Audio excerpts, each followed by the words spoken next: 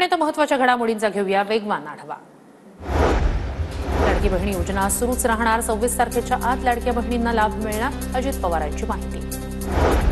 लाडकी बहीण योजनेमुळे आरोग्य विभागाला निधीची कमतरता भासेल। निधी कमतरता भासल्यास केंद्राकडे निधी मागू, हसन मुश्रीफ यांची माहिती।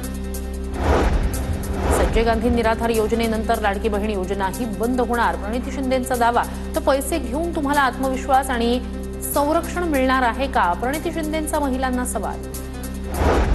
जनमानसात प्रतिमा खराब असणाऱ्यांना पक्षात घ्यायचं नाही। पक्षातील पदाधिकारी नेत्यांकडून कोणताही गैरवर्तन होता कामा नये, अजित पवारांच्या नेत्यांना सूचना। पक्षाच्या वाढीसाठी कामाला लागा। येणारा काळ राष्ट्रवादी काँग्रेसचा असला पाहिजे, हे लक्षात ठेवा। एका कार्यकर्त्यावर 25 घरांची जबाबदारी द्या, अजित पवारांच्या सूचना। प्रफुल्ल पटेलांकडून पक्षातील बदलाचे संकेत। तालुका अध्यक्षापासून ते राष्ट्रीय अध्यक्षापर्यंत निवडणुका होणार। प्रफुल्ल पटेलांचं पक्षातील बदलाबाबत मोठं वक्तव्य। आम्ही आमच्या पक्षाच्या निवडणुकीची प्रक्रिया तालुका लेवल पर्यंत पासून ते थेट नॅशनल प्रेसिडेंट पर्यंत हे आम्ही पूर्ण करणार आहोत। मुख्यमंत्री देवेंद्र फडणवीस यांचं दाओसमध्ये स्वागत। मुख्यमंत्र्यांचा आजपासून 5 दिवसीय दाओस दौरा। जागतिक आर्थिक परिषदेला हजेरी लावणार।